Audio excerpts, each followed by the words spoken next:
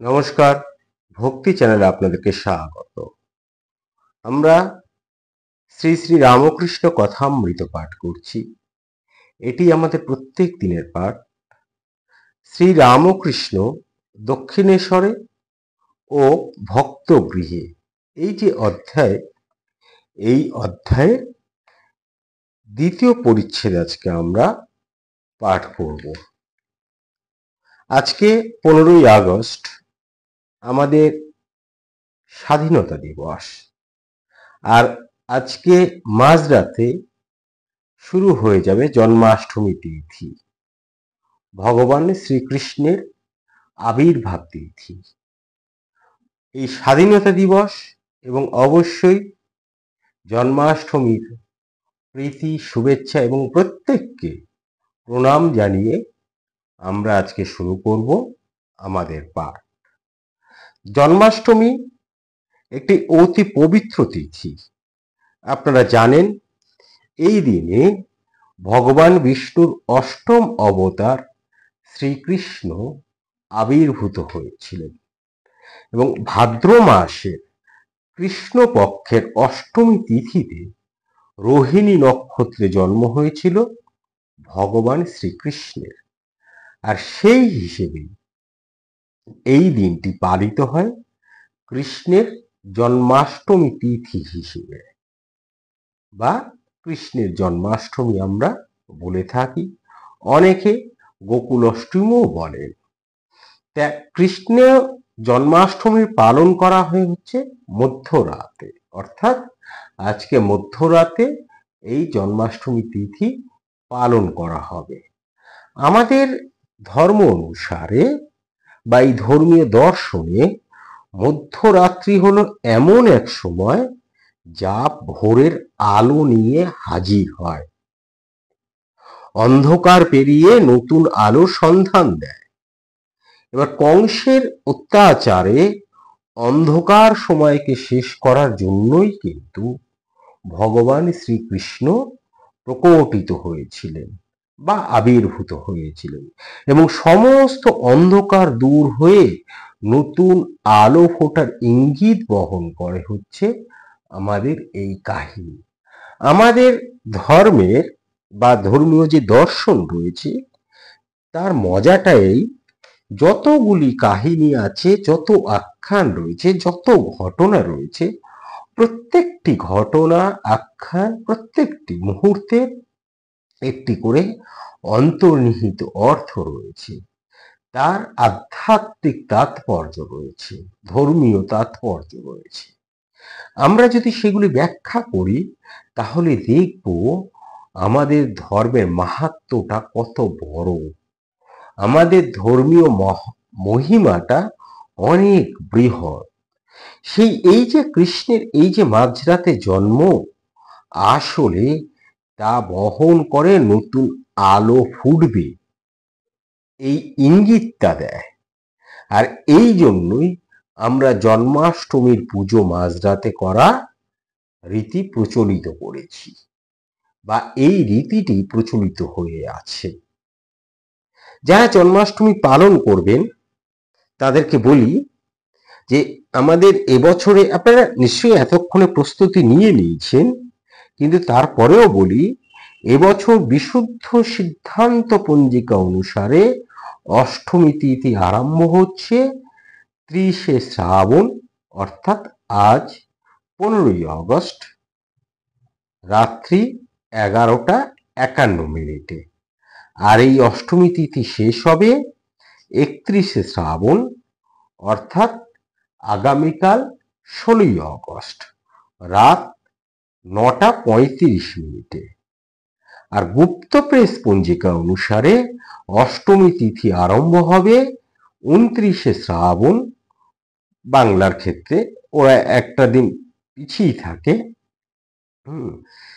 এবং ইংরেজি একই থাকছে 15ই আগস্ট, অর্থাৎ আজকে। সময়টা হচ্ছে রাত 1:16:09।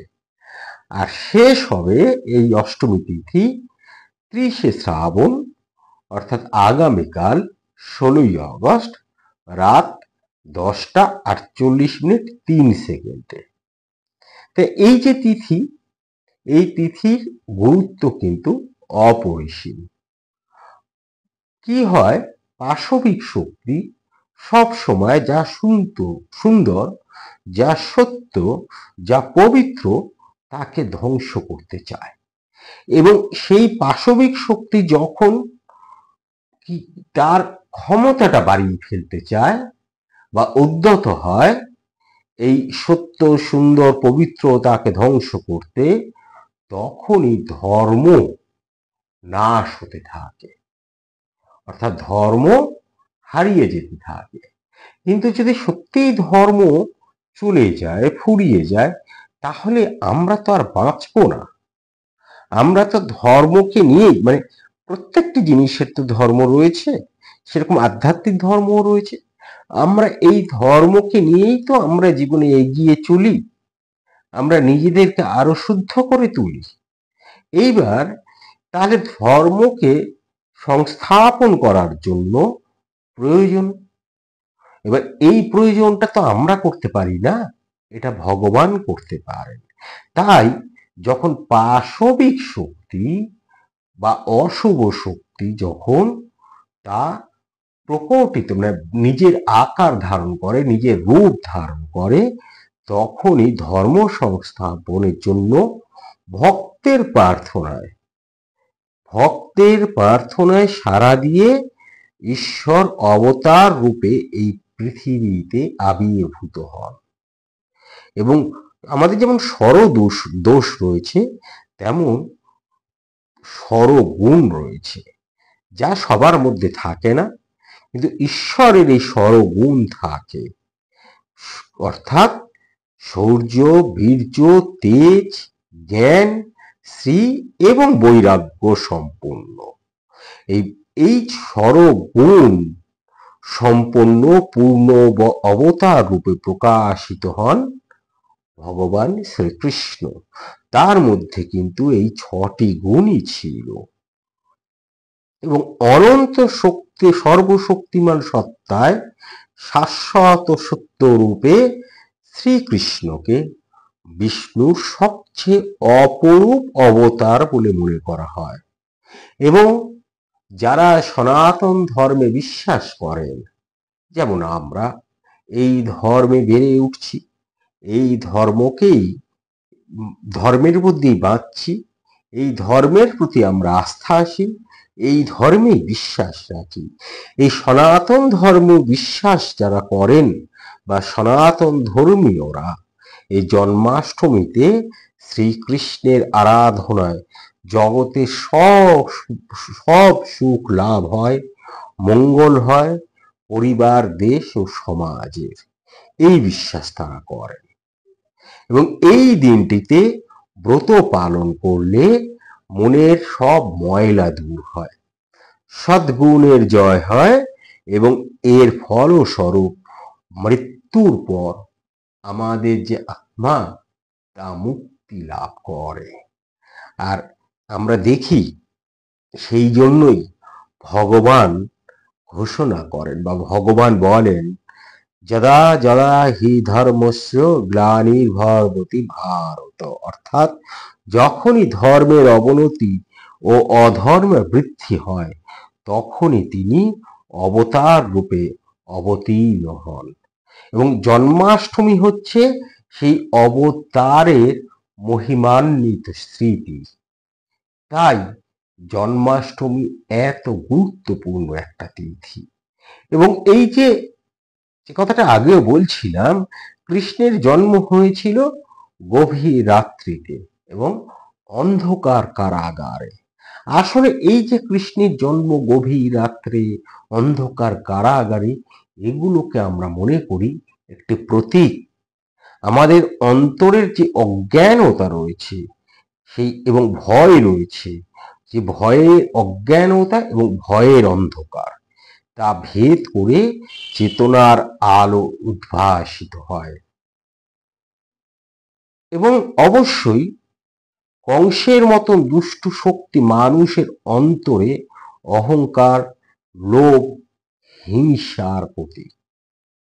আমাদের প্রত্যেকের মধ্যেই এই কংস থেকে যায়, যা আসলে অহংকার, লোভ, হিংসা, কাম, ক্রোধ ইত্যাদি ইত্যাদি। এবং ভগবান কৃষ্ণের আবির্ভাব সেই দুষ্ট শক্তিকে বিনাশ করে এবং সত্যের জয়ের বার্তা এনে দেয়। অর্থাৎ আমরা ভগবানের উপাসনার মধ্যে দিয়ে, কৃষ্ণের উপাসনার মধ্যে দিয়ে আমাদের মনের মধ্যে যে কংস রয়েছে সেই কংসকে বধ করতে পারি। আর তাই কৃষ্ণ ভক্তি কিন্তু শুধু একটি আচার নয়, এটি হচ্ছে হৃদয়ের অনুরাগ, প্রেম এবং ভগবান শ্রীরামকৃষ্ণ যে কথাটি বারবার বলেছেন সেটি হচ্ছে আত্মসমর্পণ করা, ভক্তির মধ্যে দিয়ে নিজেকে সমর্পণ করে দেওয়া।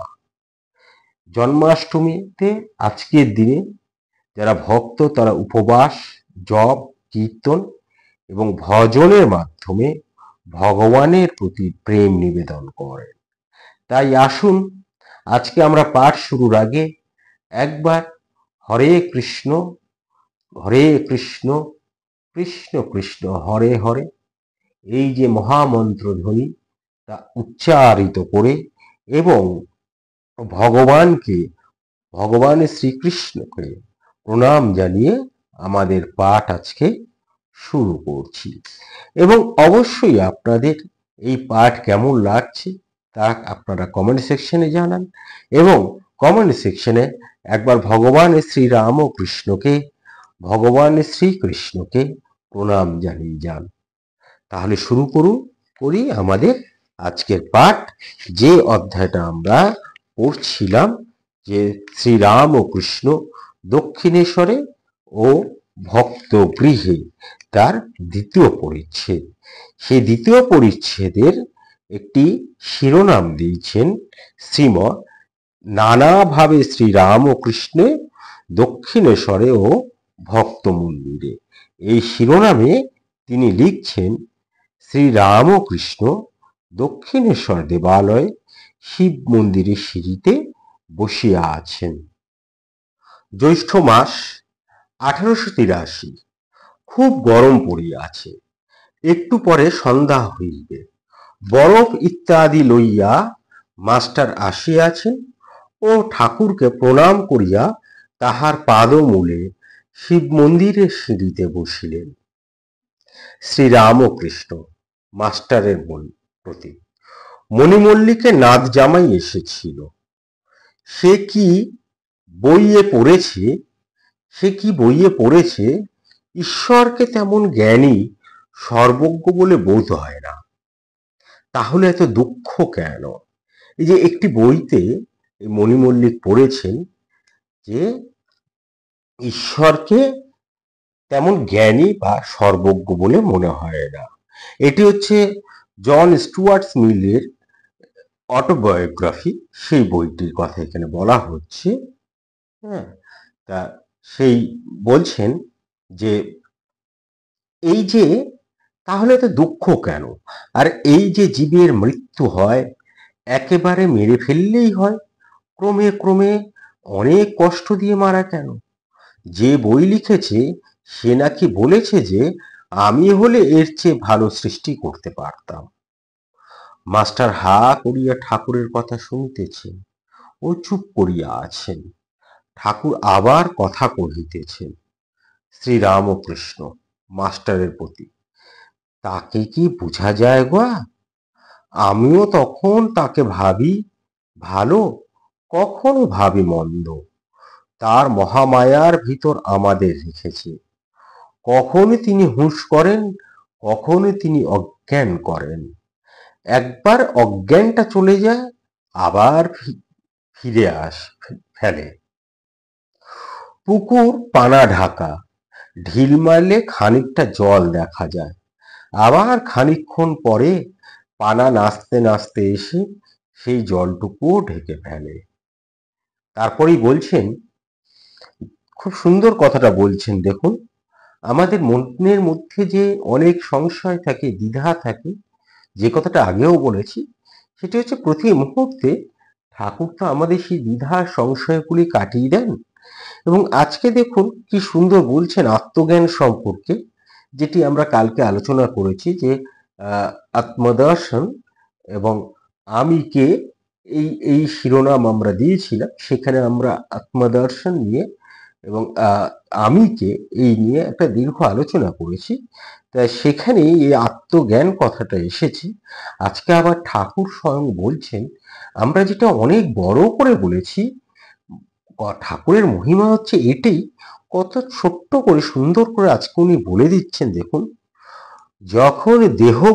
যতক্ষণ দেহ বুদ্ধি ততক্ষণই সুখ দুঃখ, জন্ম মৃত্যু, রোগ শোক, দেহেরই এসব, আত্মার নয়। দেহের মৃত্যুর পর তিনি হয়তো ভালো জায়গায় নিয়ে যাচ্ছেন, যেমন প্রসব বেদনার পর সন্তান লাভ। আত্মজ্ঞান হলে সুখ দুঃখ, জন্ম মৃত্যু স্বপ্নবৎ মনে হয়। আমরা কি বুঝবো? 100 ঘটিতে কি 10 দুধ ধরে? নুনের পুতুল সমুদ্র মাপতে গিয়ে আর খবর দেয় না, গলে মিশে যায়। অর্থাৎ আমরা তো ছোট একটি মনের মানুষ, আমাদের তো অজ্ঞানে ডুবে রয়েছে। আমাদের সেই জ্ঞানের পরিধি কোথায়? ঠাকুর সেটাই বলছেন, আমাদের সেই মনের ব্যাপ্তি কোথায়, যেখানে এই যে আত্মার যে জ্ঞান সেইটা বুঝবো, সেটা আমরা বুঝতে পারি না। তারপরে একটু উপশিরোনাম আছে, ছিদ্যন্তে সর্বসংশয়া তস্মিন দৃষ্টে পরারবে। লিখছেন শ্রীমৎ, সন্ধ্যা হইল, ঠাকুরদের আরতি হইতেছে। ঠাকুর শ্রী রামকৃষ্ণ নিজের ঘরে ছোট খাটটিতে বসিয়া জগন্মাতার চিন্তা করিতেছেন। রাখাল, লাটু, রামলাল, কিশোরী গুপ্ত প্রভৃতি ভক্তেরা আছেন। মাস্টার আজ রাত্রে থাকিবেন। ঘরের উত্তরে ছোট বারান্দায় ঠাকুর একটি ভক্তের সহিত নিভৃতে কথা কহিতেছেন।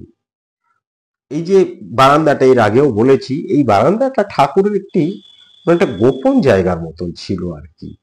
যারই সঙ্গে একটু একান্ত পরামর্শের দরকার হতো, ঠাকুর এই উত্তরের বারান্দায় চলে যেতেন এবং অনেকের সঙ্গে এখানে গোপন পরামর্শ করতেন। পরামর্শ আর কিছুই না, কেননা এই ঠাকুরের মন এত উদার ছিল এবং এত খোলামেলা ছিল যে গোপন বলে কিছু থাকতো না ঠাকুরের কাছে।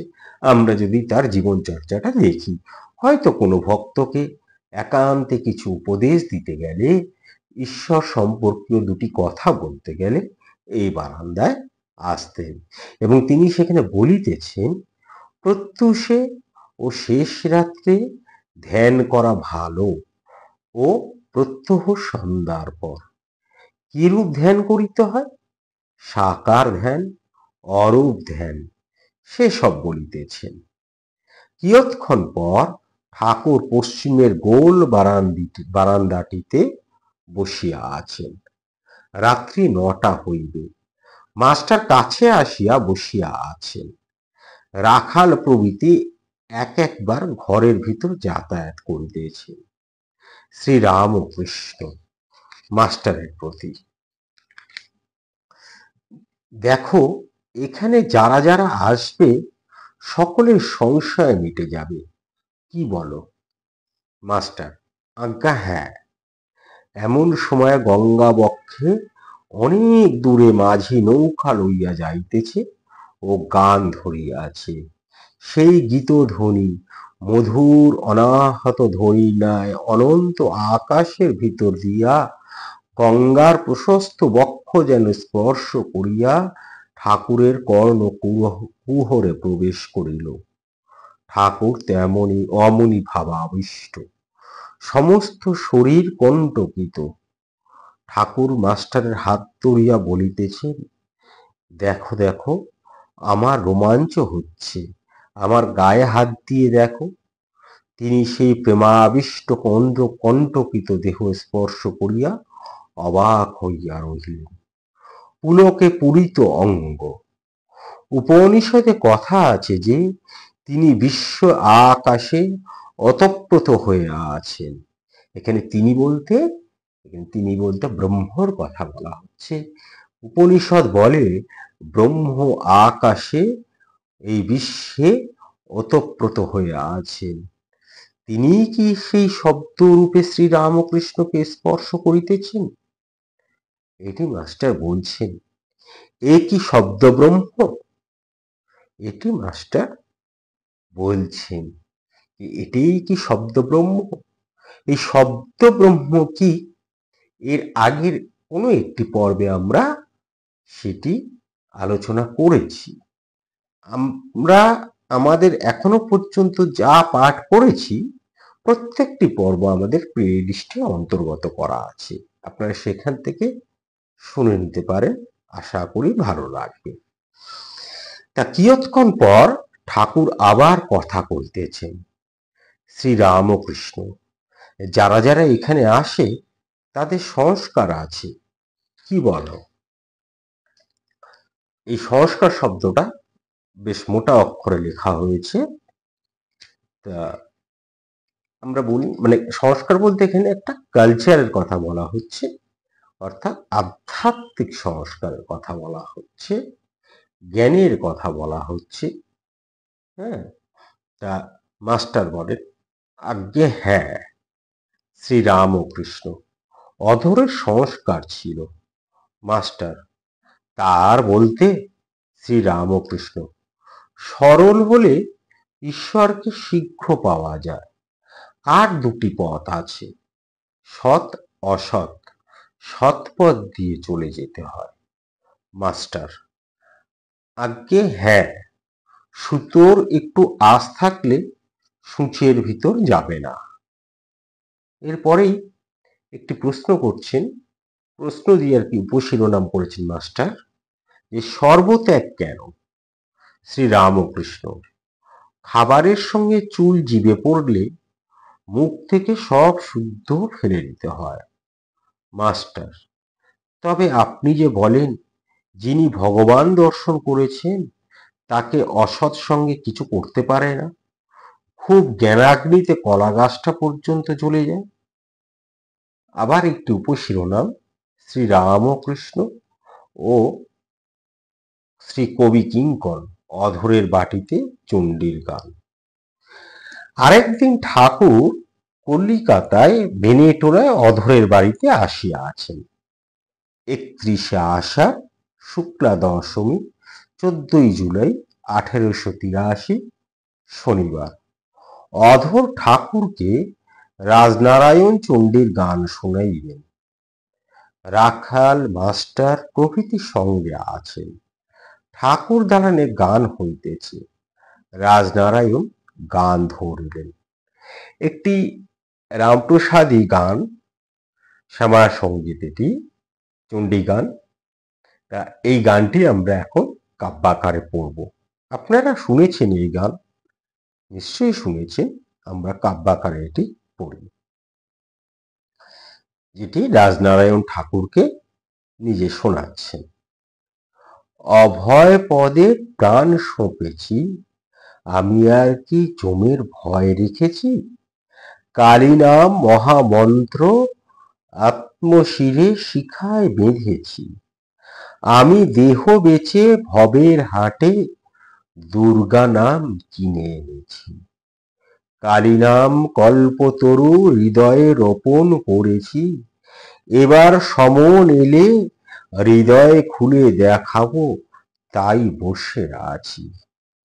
দেহের মধ্যে ছজন কুজন, দেহের মধ্যে ছজন কুজন, তাদের ঘরে দূর করেছি। রামপ্রসাদ বলে দুর্গা বলে যাত্রা করে বসে আছি। ঠাকুর খানিক শুনিতে শুনিতে ভাবাবিষ্ট দাঁড়াইয়া পড়িয়াছেন ও সম্প্রদায়ের সঙ্গে যোগ দিয়া গান গাহিতেছেন। ঠাকুর আখর দিতেছেন, ও মা রাখ মা। আখর দিতে দিতে একেবারে সমাধিস্থ। বাহ্য শূন্য নিস্পন্দ দাঁড়াইয়া আছেন, আবার গায়ক গাহিতেছেন, রণে এসেছে কার কামিনী, সজল জলদ জিনিয়াকায়, দর্শনে দোলে দমিনী। ঠাকুর আবার সমাধিস্থ। গান সমাপ্ত হইলে দালান হইতে গিয়া ঠাকুর অধরের দ্বিতল বৈঠকখানায় ভক্ত সঙ্গে বসিলেন। নানা ঈশ্বরীয় প্রসঙ্গ হইতেছেন। কোন কোন ভক্ত অন্তঃসার ফল্গু নদী, উপরে ভাবের কোনো প্রকাশ নয়, এসব কথাও হইতেছে। এরপরেই আমরা শুনব কি কি কথা হলো, ঠাকুর এখানে কি কি বলছেন, এবং আমরা এরপর দিন দেখতে পারবো ঠাকুর শ্রী রামকৃষ্ণ কলিকাতা রাজপথে ভক্ত সঙ্গে কি করছেন। আজকে এ পর্যন্তই। কালকে আমরা তৃতীয় পরিচ্ছেদটি পাঠ করব। অবশ্যই কালকে আসবেন, আর অবশ্যই আপনারা ভালো থাকবেন। কেননা গত পরশুদিন আমি বলছিলাম যে কথাটি, একটি খুব বাজে সময়ের মধ্যে আমরা যাচ্ছি, রাজনৈতিকভাবে খুব উত্তেজিত, মানে বিভ্রান্তিকর একটা সময়, সঙ্গে চারিদিকে খুব ভাইরাল ফিভার হচ্ছে, মানে ভাইরাল আপনাকে ভাই ভেবে কাছে টেনে নিচ্ছে আর কি, এবং তাতে অনেকেই খুব অসুস্থ হয়ে পড়ছেন। একটু সাবধানে থাকবেন যাতে আমরা সবাই সুস্থ থাকতে পারি, সবাই ভালো থাকতে পারি। নিজে ভালো থাকবেন, অন্যকে ভালো রাখবেন, নিজে আনন্দে থাকবেন, অন্যকে আনন্দিত রাখবেন। আজ এ পর্যন্তই। নমস্কার, ধন্যবাদ।